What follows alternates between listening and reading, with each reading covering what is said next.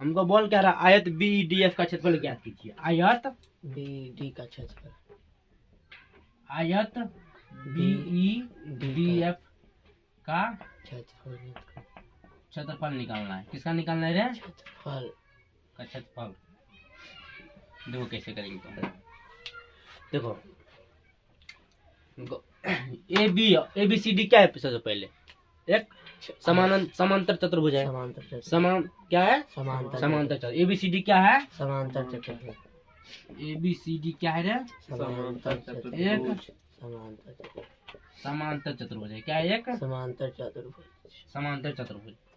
तो समांतर चतुर्भुज में क्या होता है? आमने सामने की भुजा बराबर, समांतर और बराबर। आमने सामने की भुजा समांतर और बराबर, आमने सामने की भुजा समांतर और बराबर।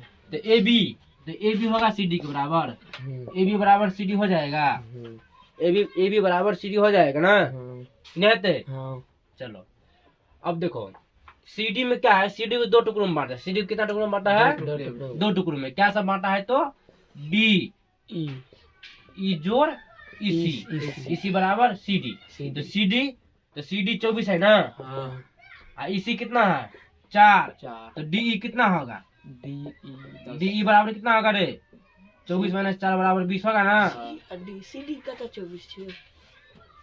ए बी 24 दिया ना नीचे में। तो ए बी बराबर सी डी है ना? ए बी बराबर सी डी है ना रे? जब ए बी बराबर सी डी है, ए बी का मान 24 दिया, सी डी भी 24 होगा। सी डी भी 24 होगा। सी डी को दो टुकड़ों में बांटा है, डीई और ईसी। डीई और ईसी दो टुकड़ों में बांट दिया है। तो ईसी बराबर 4 है, सी डी बराबर 24 है। तो डी का मान 20 है ना? डी का मान कितना है? डी का मान कितना हुआ? 20 का मान कितना हुआ? 20। अब डी का मान दिया है, डी का मान हमको निकलिए गया, मतलब इसका मान निकलिए गया हमको। इसका मान हमको पते है, इसका मान हमको पता है। ईबी का मान है, ईबी का मान 10, इसका मान 20। तो इस आयत का क्षेत्रफल अब तुमसे नहीं निकलेगा? नहीं निकलेगा ना? तो निकाल दो। 20 गुने 10 बराबर 200 मीटर स्क्वायर। क्या लिखेंगे? 200 मीटर स्क्वायर। यही हो गया आंसर। यही ना आंसर है? ये पता रख लिए। देखो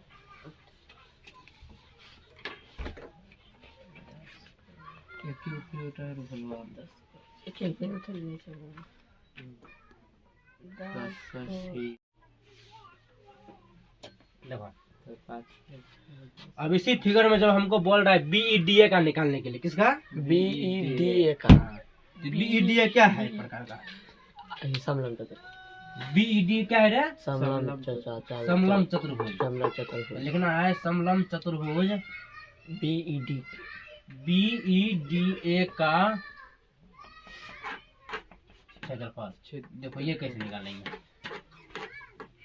देखो निकालने के लिए तो हम दो तरीके से निकाल सकते हैं, लेकिन हमको एक तरीके से निकालना है। देखो पहला इसका फॉर्मूला क्या होता है? समलंब चतुर्भुज का एरिया क्या होता है? एरिया समलंब चतुर्भुज क्या होगा? बताए थे ना हम? क्या बताए थे? बराबर क्या होता है? देखो 1/2 इंटू हाइट, ऊंचाई जिसको बोलते, क्या बोलते हैं? ऊंचाई गुना धार। ऊंचाई गुन्ने गुन्ना क्या होता है? मतलब ये पैरेलल समांतर भुजा का योगफल। भुजाओं का योगफल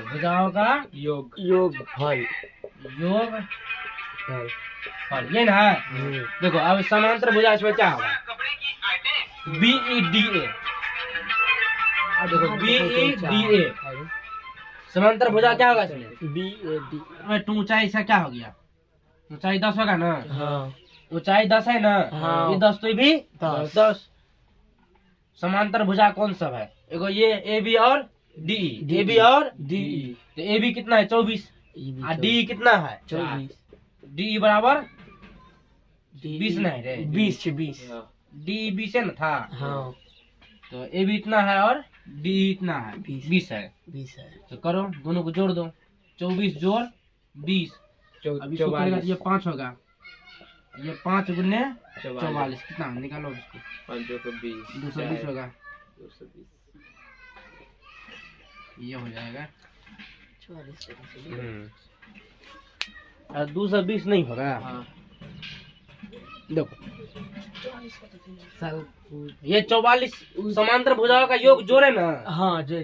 ये 24 ऊपर वाला 20 है ना डी। हाँ देखो ए बी बराबर 24, ए बी बराबर 24 और डी बराबर 20, तो दोनों भुजा जोड़े तो 44 आया ना। हाँ तो समांतर भुजाओं का योग तो 24 जोड़ 20। और ऊंचाई कितना है 10 है ना, तो 10 2 से जब 10 को काटे तो 5 हो गया ना, और 5 गुने 44 बराबर 220 है।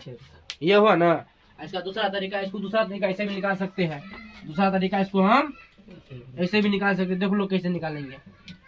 इस वर्ग का तो निकले, इस आयत का निकाले थे हम कितना 200। आयत कितना था रे 200 प्लस इसका ट्रायंगल का area, area of triangle A F D, A F और डी, ए एफ डी का एरिया निकाले थे ना। देखो तो 200 जोड़ इसका एरिया देखो क्या होगा।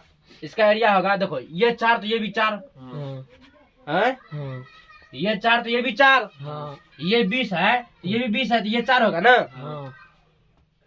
तो एरिया ऑफ ट्रायंगल क्या होगा 1/20 बेस इनटू हाइट होता है ना। तो ये बेस हुआ तो 4 है ना, और ये हाइट कितना है 10 है ना। 2 से 2 को काट दो तो 10 गुना 20, तो 220 तो ऐसे भी आ रहा है ना।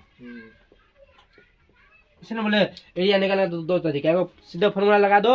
और नहीं तो क्या करो, तो इस आयत का एरिया निकला ही है तो इसका भी एरिया निकाल के दोनों को जोड़ दो।